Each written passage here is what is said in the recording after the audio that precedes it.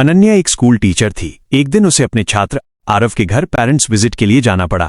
दरवाजा खुलते ही उसके सामने ऐसा नजारा आया कि वो खुद शर्म से लाल हो गई। आरव के पिता कबीर अभी अभी नहाकर निकले थे और जल्दी में सिर्फ तौलिया लपेटे हुए थे। दोनों कुछ पल के लिए असहज हो गए। कबीर फौरन अंदर भागकर कपड़े पहनने चला गया और अनन्या भी नजरें झुकाकर बैठ गईं। बातों बातों में अनन्या ने कबीर से पूछा कि रोज अलग अलग महिलाएं आरव को स्कूल से लेने क्यों आती हैं।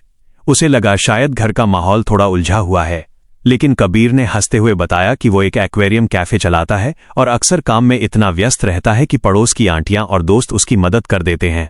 ये सुनकर अनन्या को अपनी सोच पर थोड़ा संकोच हुआ। उसी दौरान एक खूबसूरत पड़ोसन घर आ गई जो आरव की पढ़ाई में भी मदद करती थी। उसे देखकर अनन्या को लगा कि शायद वो बेवजह चिंता कर रही थी। मुलाकात खत्म हुई और वो वापस लौट गई, लेकिन घर से निकलते ही उसकी मुलाकात अपने रिश्ते के लिए देखे जा रहे लड़के रोहन से हुई। रोहन उसे लेने आया था। दरवाजे के अंदर खड़ा कबीर ये सब देख रहा था और पहली बार उसके दिल में एक अजीब सी कसक उठी। कुछ दिनों बाद अनन्या को एक अजीब सपना आया।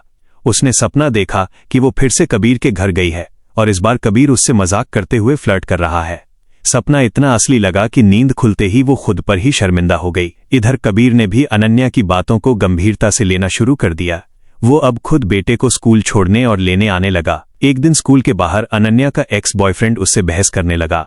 तभी कबीर वहां पहुंच गया और बिना कुछ सोचे उसके सामने खड़ा हो गया। बात इतनी बढ़ गई कि दोनों के बीच हाथापाई हो गई और आखिरकार अस्पताल पहुंचना पड़ा। अस्पताल में जब अनन्या फीस जमा करने गई तो उसने कबीर की मेडिकल फाइल देखी।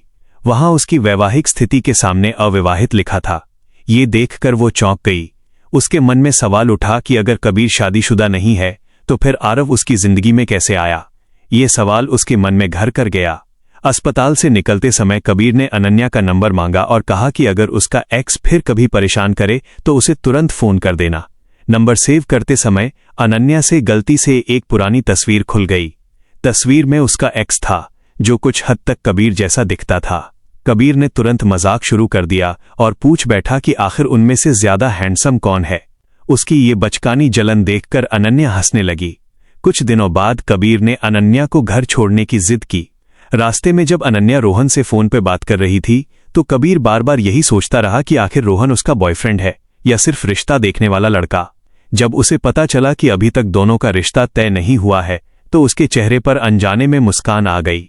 कैफे पहुंचकर रोहन ने अनन्या को फूल और एक खूबसूरत नेकलेस दिया। फिर उसने सीधे अपने दिल की बात कह दी। उसने कहा कि वो अनन्या को पसंद करता है और उसके साथ पूरी जिंदगी बिताना चाहता है। अनन्या उस समय कोई जवाब नहीं दे पाई। वो सिर्फ चुपचाप बैठी रही।